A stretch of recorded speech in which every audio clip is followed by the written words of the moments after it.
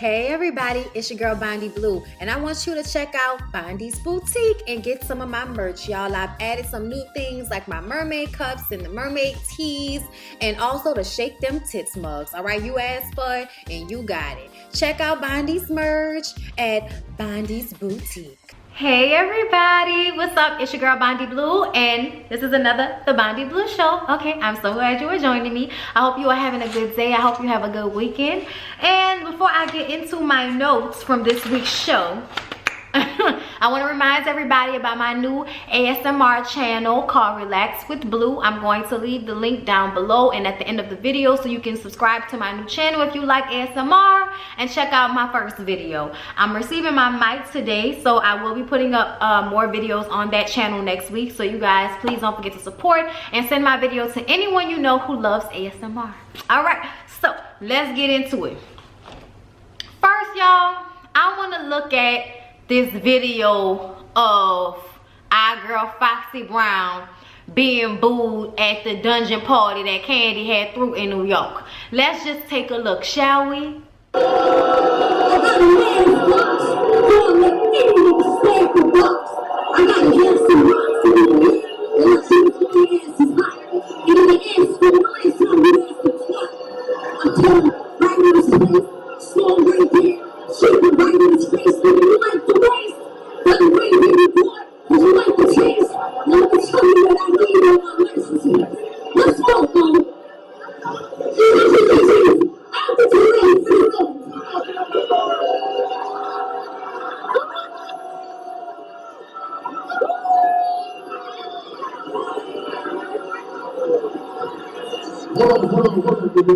I gotta respect my girl, cause she kills shit.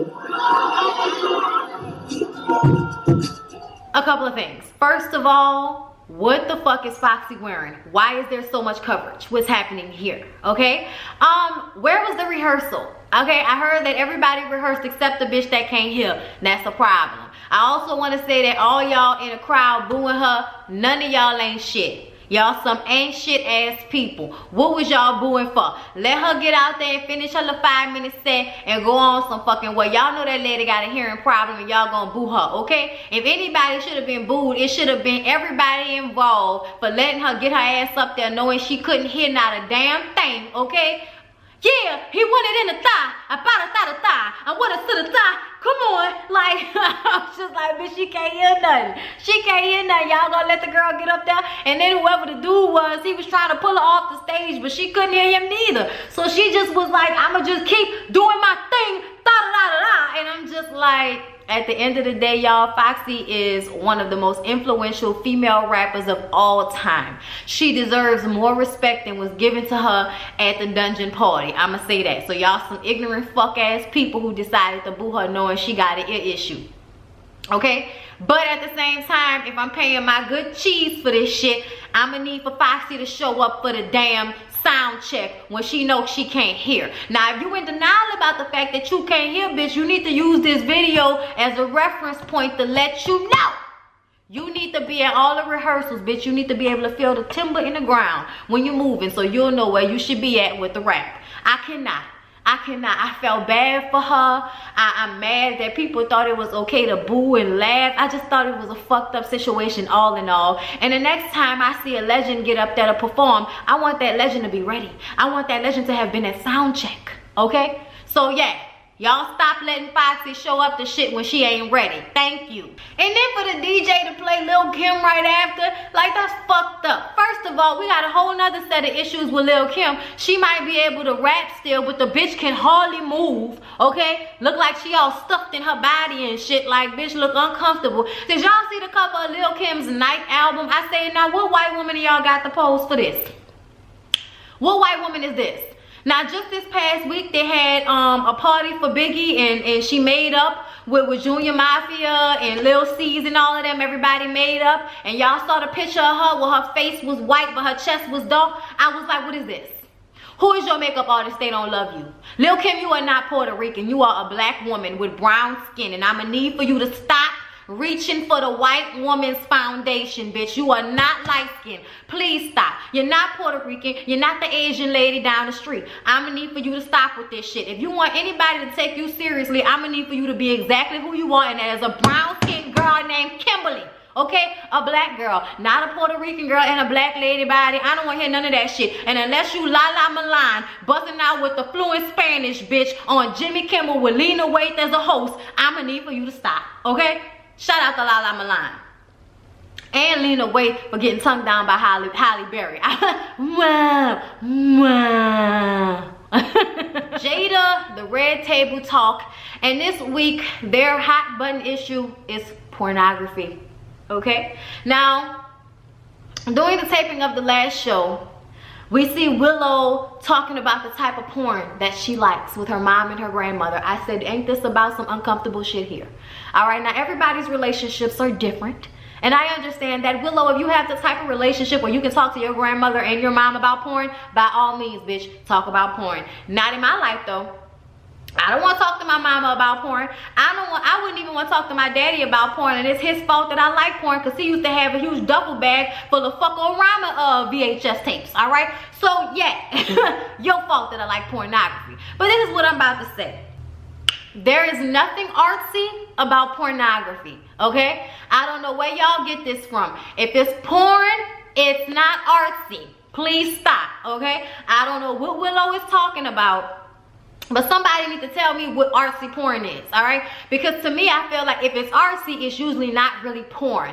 It's like softcore porn where you're not really seeing the dick go in and out. But if I'm seeing a dick go in and out of anything, if I'm seeing anybody's clitoris, okay, then this is hardcore porn, Willow. All right, I don't know what the fuck artsy porn is, but y'all go ahead somewhere. Now, when she said that, Jada said, girl, if I was still in my porn days, I'd show you some good porn. Apparently, she had not an addiction, but an unhealthy relationship with pornography when she was a single woman trying to be abstinent, and she would just play with herself a little bit too much. Just knocked all the feeling out the coochie fucking around with the pornography. Now, let me tell y'all, I've always liked porn, but it does give you unrealistic expectations of what sex is supposed to be. Especially for people nowadays, you young people nowadays, y'all think everything y'all see on television and online is real. So y'all perception of reality is slightly skewed now. We grew up when shit was still the same a little bit, so you didn't have that much of a fucked up, you know, understanding of what sex was really gonna be like. I knew it was gonna hurt. I knew it was not gonna be like a porn. I knew that porn was acting and it was just something to get me in the mood for the real sex. Okay, I was aware of that, but I feel like nowadays a lot of these kids aren't aware. And even when I was growing up, men have unrealistic expectations of sex because women are always fuck dogs in pornography. But I will tell you this, lesbian porn has gotten way better since I've been an adult. Okay, real lesbian pornography, not this pornography made for men. Okay, where it seems like some girl wants to get finger fucked by a bitch with long nails. No, I don't. No, I don't. Get your nails out of my coochie. What is that? Okay, like just scraping all the insides out of my shit, taking all of the good bacteria and leaving the bad. Like, no. All right, Willow saw her first porn at 11. I say, girl, you late. I might have been like 5 or 6. But y'all know back in the day when we used to watch pay-per-view channels, 52 through 55, I think, or really 54, because 55 was Showtime at the time, or Cinemax. But 52 through 54 were the pay-per-view channels. And back in the day, you got pay-per-view for free if you had the box with the chip in it. And we had the box with the chip in it. Right around 10 or 11 o'clock, whatever movie you was watching would immediately switch over to porn, okay? So when I was a kid and the remote got stuck and the porn was just there, on top of the fact that my pa would leave his VHS tapes in the fucking family room VCR and then get mad at me when I found it. Nigga, you need to be more careful about your pornography. Don't get fucking mad at me. This is a living space. This is not your bedroom. Cut it the fuck out. If he was here today, I'd tell him that. She was on Tumblr and Jada was looking through her phone while she was looking through her Tumblr page, and there was a whole bunch of porn on her Tumblr. I was never on Tumblr. Yeah, but there's a whole bunch of porn, and she was 11 years old with some hardcore non-artsy porn on her Tumblr page, and Willow was just trying to act like she ain't had no parts of it. It was just on her feed. I'm like, child, please, you gotta follow people that's posting this shit, don't you? However, Willow said she was not really affected by the pornography because she knew she can talk about sex with people around her. I said, girl, get the fuck out my I said, girl, get out my face. First of all, I seen my first porn much earlier than she did. And I didn't need to talk to my parents about it neither. So I don't understand why, you know, the Smiths or this fall out with it. But you know what? However, whatever, I think people should have conversations. And if you have a relationship with your people where you can talk about stuff like this, by all means, communicate. Because it's better for you to talk to them about it and let them know about things. Like, for instance, don't go ham on the sex toys, because you'll lose all the feeling in your clit. If you use them too much, you'll actually become more desensitized to sex. You'll have less orgasms. If you do too much porn, if you do too much sex toys, you will fuck up how easy it is for you to have orgasms and things of that nature. And this is just from somebody who knows. Okay? So if you listen to me, okay? You listening? All right. Don't do too much with the porn. Every once in a while is fine. By the time you get to my age, none of this shit will affect you and you'll just be uncomfortable if you do too much. Don't do too much with the porn. Don't do too much with the sex toys, and you will still have a healthy ability to have an orgasm without damn near breaking your clit. Okay. Thank you, Jada. We are happy for the conversation. Moving along. Jason Mitchell, you guys. Okay.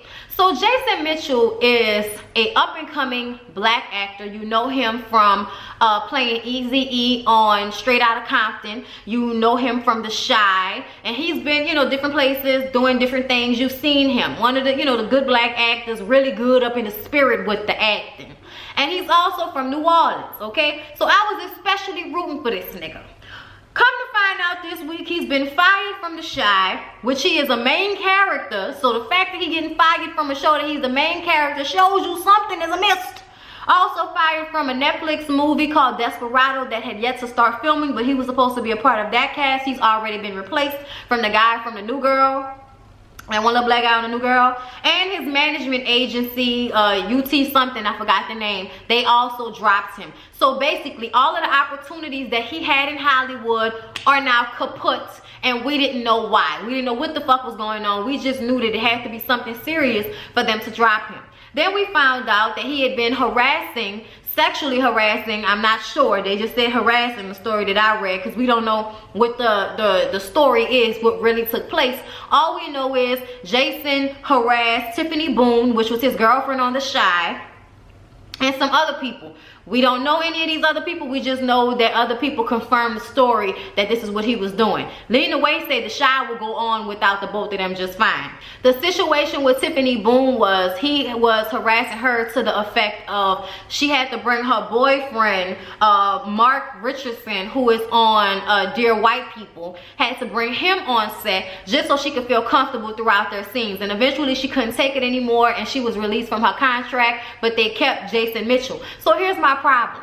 It seems to me that if y'all let her go when he was harassing her and kept him, and now he's being released from everything, he harassed the white woman. That's what this sounds like. Because when he harassed the little cute black girl, she was released from her job and he was just okay and we didn't hear nothing about this shit. But now something's telling me that he did something to the wrong white bitch, and now it's the issue and he's losing all of his jobs, all of his opportunities, and even his management agency.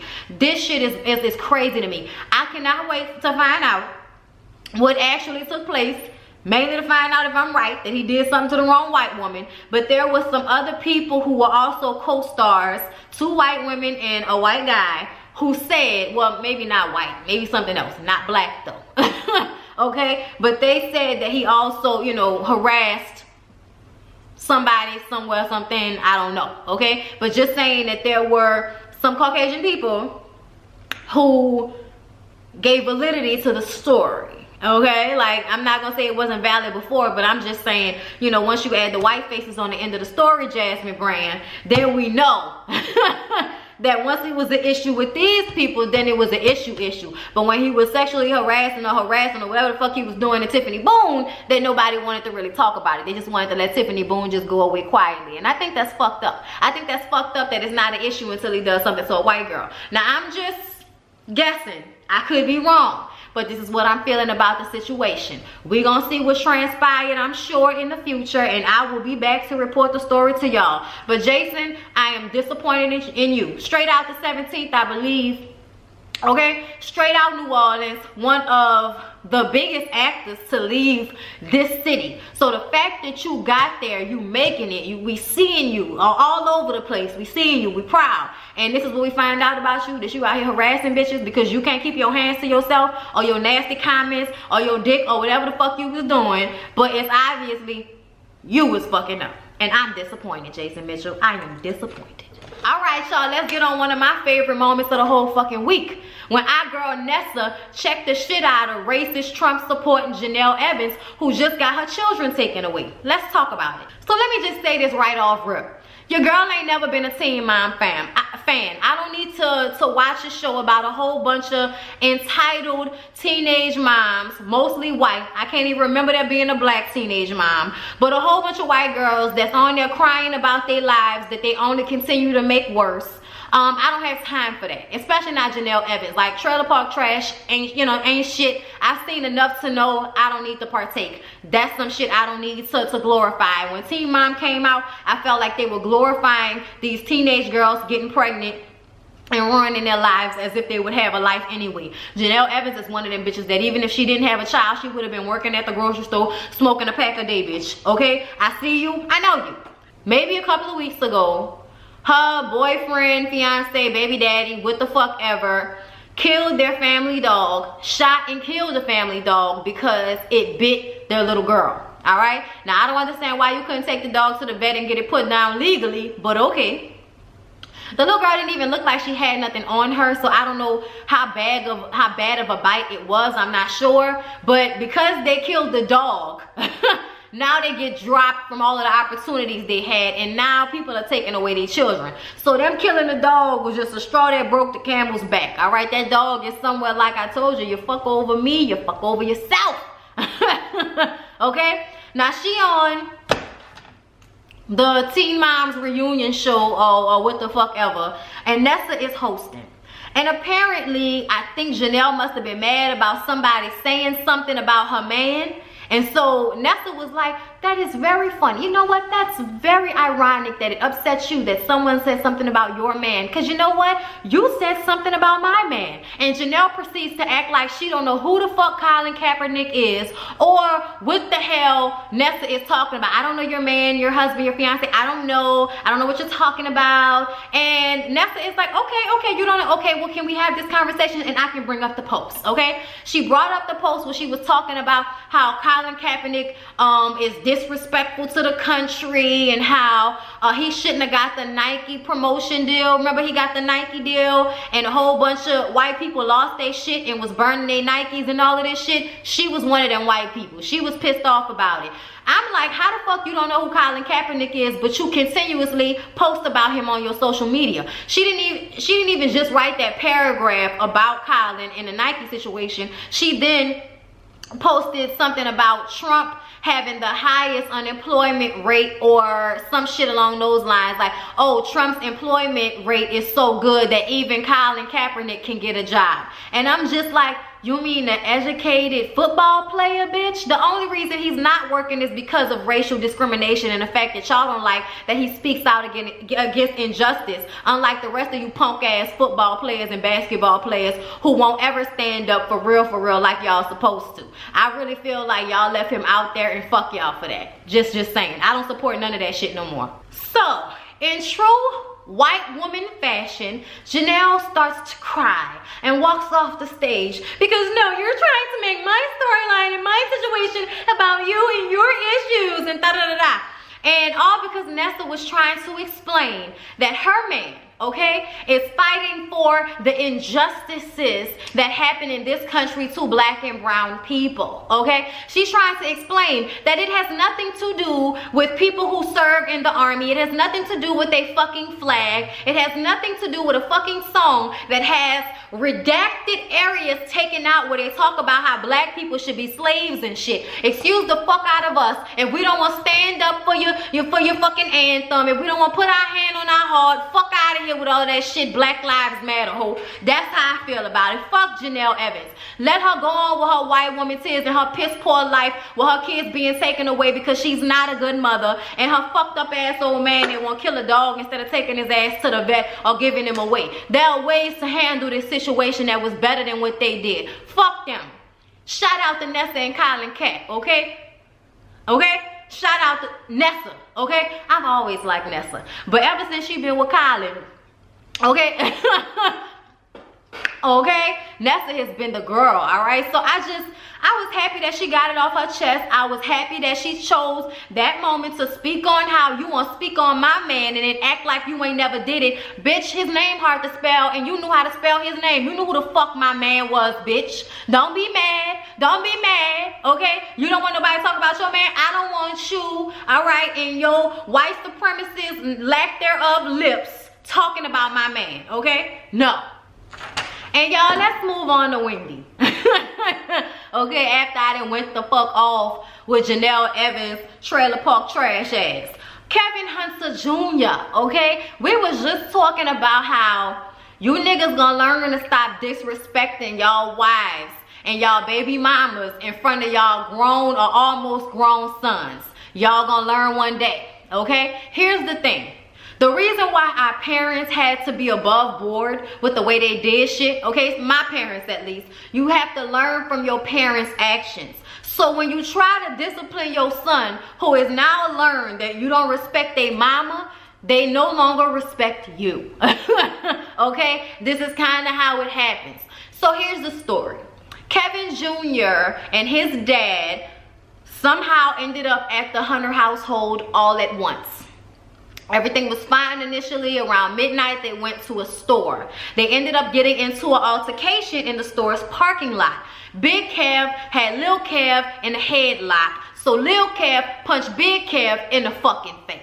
The police was then called and Lil Kev was arrested. Now, Big Kev is not, you know, pressing charges against his son. It's nothing like that. They want to handle it internally, but it's still an issue. Now, I haven't heard anything, but I know Wendy got her son out of jail, and you know, this is about to be pish posh. At the end of the day, Kevin, you can't cheat on his mama, have a baby, then ask the mama for alimony, because that's what they said the issue was.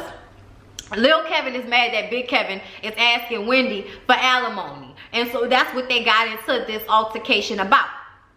Charlamagne spoke on this on the radio and said that he's been around Lil Kevin when Kevin was going off on some woman on the phone, talking to the woman bad. And Lil Kev says, I know that better not be my mama on that phone. And when that was said, it let us know that Lil Kev has probably had issues with his daddy disrespecting his mama for a very, very long time. And all of this is just icing on the cake, okay? It's just gonna make this shit even worse. Big Kevin is blaming Wendy, saying that Wendy turned Lil Kev against him. And I'm like, nigga, nah, you turned your son against you. You probably hit his mama in front of him or disrespected, talked to his mama bad in front of him. So he's probably always been on his mom's side a little bit more than his dad. It happens like that, okay? And then on top of that, not all of this situation with y'all breaking up and now you asking for alimony so you can take care of your other child and your other woman. And I can understand why Lil Kev felt the need to punch his big fucking philandering fuckboy of a daddy in the face. I could totally understand it, okay? And I just hope that Lil Kev is able to eventually get past all of this, because you only have one daddy at the end of the day. And if Kevin has been a good father to Lil Kevin, then I will hope they eventually are able to get past this. But what you're not gonna do is blame Wendy when you didn't have this shit all over social media, all over the blogs, all in the news. Everybody is talking about what's going on between Kevin and Wendy, and we all know that this is Kevin's fault. You cheated, you got a bitch pregnant, you have a teenage son that's on his way to college, yet you feel the need to ask for alimony and child support. Fuck out of here, okay? The child said you don't need no fucking support. You looking for child support for that new baby because that bitch you fucking with ain't got no money. And we all know that Kevin's livelihood has been heavily based off of Wendy's. So now that the Hunter Foundation is now being disbanded, okay? Y'all getting a divorce.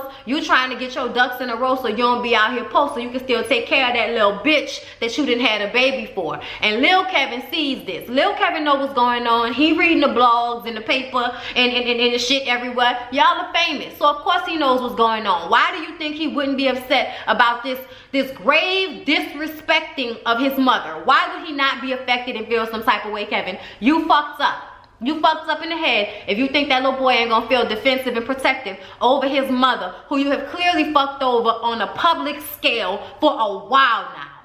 Go ahead somewhere, Big Kevin. I'm glad you're not pressing charges, but you ain't shit. You ain't shit. And that little boy got every right to feel how he feel because you have fucked over his mother. So at first we was talking about good mothers, and now we talking about bad mothers. Let's talk about Jeannie Mai, okay? Now, I don't know what brought this about or why Jeannie Mai decided to publicly talk about this, but she and her mom sat down and did a YouTube special. I guess it was for the real, and it was a YouTube special in which she talked with her mother, Olivia Tutram-May, about when she was sexually assaulted at 9 years old. So here's the story. Jeannie says that she was sexually assaulted, and I'm, believing raped, molested by a family cousin, okay? And it happened gradually over time. They would play video games and he touched her. And then all of a sudden, she's naked, and it's the first time she's seeing a man naked, and she's 9 years old. And she tells her mom that he molested her, that he did these things to her. And the mom doesn't believe her. The mom even said that that did not add up with the person that she thought he was. He had come into her life as a child, okay? He must have had some type of family situation where they brought him down to live with Jeannie's mom, and Jeannie's mom raised him and took care of him like her own son.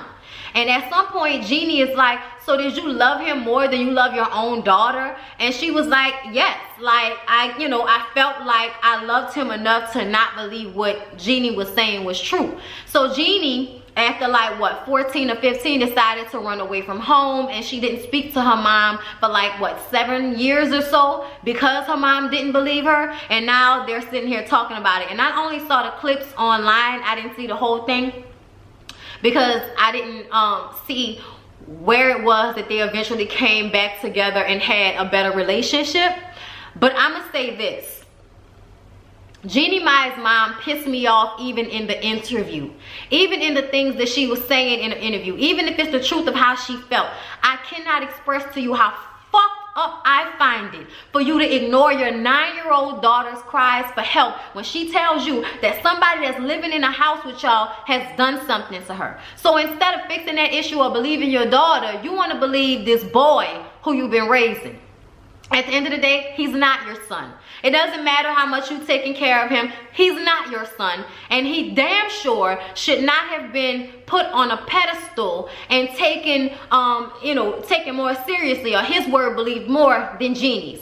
Y'all, I can't stand when people do this because, for one, I have never heard of a 9-year-old or any young girl in that age range lying about being touched if she had not already been touched in some way or another. They may lie about the specifics, the person, the circumstances, but if they telling you that somebody did something to them, something is wrong, and you need to do more than not believe them and then let it float into the back of your fucking head because you believe that your nephew was the one who was right in the situation and you should believe him, and that didn't match up because he was respectful. Do you know, honey, how many molesters and sociopaths and psychopaths and murdering motherfuckers are respectful?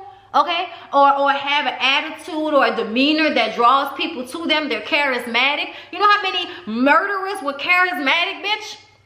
Mass murderers, Jim Jones, okay, amongst others. All of the other ones they got documentaries for on Netflix and shit. And you mean to tell me you didn't believe your 9-year-old daughter telling you that she was molested by her cousin? Y'all, even when she was sitting there, the mama with her blue hair, I could have smacked the fuck out that mama. I don't give a fuck how y'all done got past it, Jeannie. I don't know if I could ever forgive my mama for that shit. And I damn sure don't know if I could forgive her for sitting up here telling me that she loved him more than she loved me. And I shared her body. I came out of her body. And it wasn't me that you wanted to protect. It was him. I would have been done. And y'all wonder why Jeannie don't want kids. Y'all wonder why Jeannie don't want to have a connection with a child like that, and it's probably because she feels like she may not have the capacity because she wasn't given that same love. You have got to have neglected your daughter in other ways if you would not believe her when she tell you somebody is molesting her that's living in a fucking house with y'all. Not even enough for you to get him out the house. Like, y'all, that story made me so mad because it's still real. Y'all remember not too long ago there was a girl on social media who posted a video of her telling her mom that her mama's boyfriend had came into her room, and the mama sitting up there, I don't want to hear no more of this. I don't want to hear this. You're lying. You're lying. What the fuck be wrong with y'all that y'all care more about everybody else than y'all do about y'all daughters who telling y'all that something is wrong? If your daughter ever fucking tell you, anybody watching me that's got a child, or if you ain't got a child yet and you gonna have a child one day, if your child ever comes to you and tells you some shit like that, even if you don't believe that it happened, you need to take her to the doctor, you need to take her to a psychologist and get to the bottom of whether it's a lie or it's the truth. But you need to damn sure make sure you do something more than just put it in the back of your mind. Please, okay? Now y'all look, that's it. Lord, most of these stories that pissed me off today, y'all. Oh, that Jeannie Mai story made me so mad. Now, I was gonna talk about Jocelyn and Hazel and Young Miami, but I talked about that in my live already. Maybe I'll just reiterate what I felt about it real quick, real fast. I think that Jocelyn needs to stay out of it. I think that Stevie J needs to not use any opportunity he can to talk bad about his baby mama, because at the end of the day, you was in a relationship with that bitch and you laid down and had a baby with her, and now you want to talk bad on her every time somebody got something negative to say. Go sit your ass down somewhere.